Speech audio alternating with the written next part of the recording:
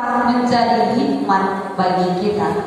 Dan yang menjadi tema bagi kita pada hari ini, Yesus Kristus hikmat bagi kita. Shalom bagi kita semua. Sekali lagi, ada kira-kira 1.100 orang di tempat ini. Shalom bagi kita semua.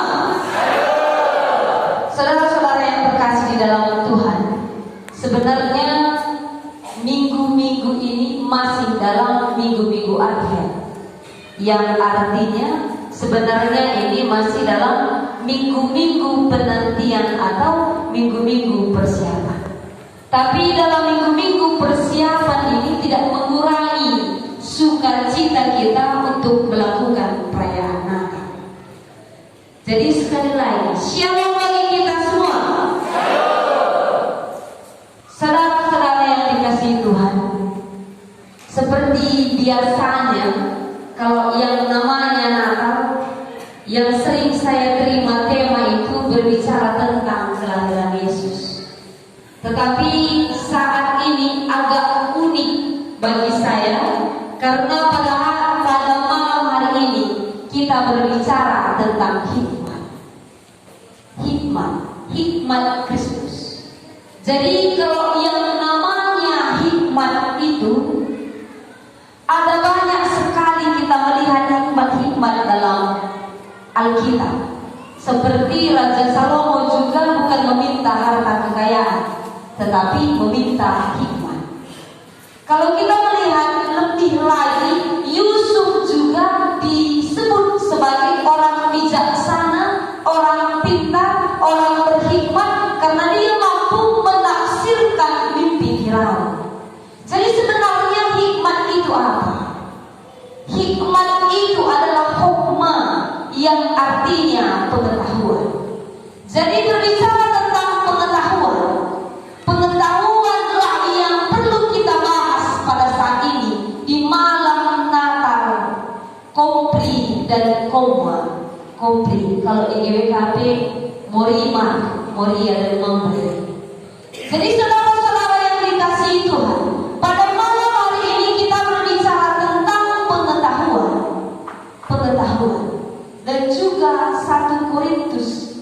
Seperti yang kita ketahui, kota Korintus adalah sebenarnya pada zaman Rasul Paulus adalah kota metropolitan. Yang namanya kota metropolitan itu, di situ ada banyak hal-hal yang sudah sangat modern. Termasuk di situ juga perzinahan, pelacuran, dan juga di situ banyak sekali ekonominya yang sudah sangat makmur. Tetapi juga banyak sekali orang-orang di sana yang kelakuannya bejat sejam. Dan juga budayanya di sana,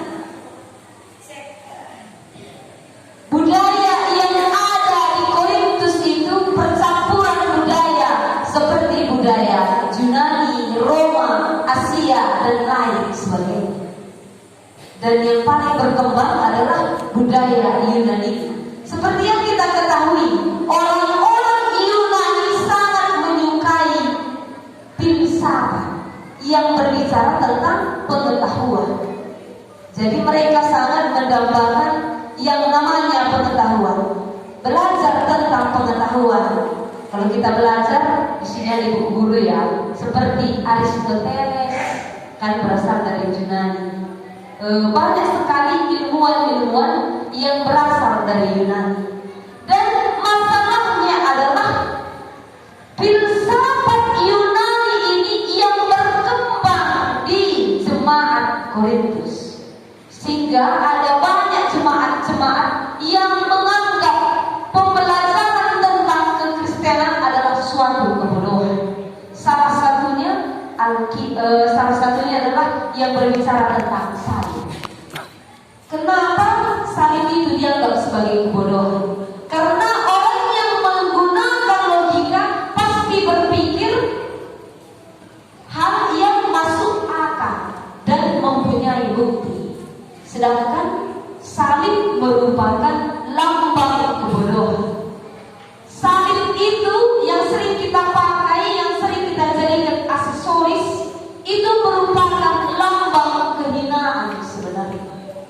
lambang kehinaan yang katanya Allah yang di atas tidak menerima dan juga Allah yang di bawah tidak menerima. Artinya kematian dengan disalibkan hanya untuk orang-orang yang kesalahannya tidak termaafkan.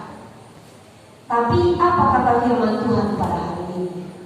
Itulah hikmat Kristus.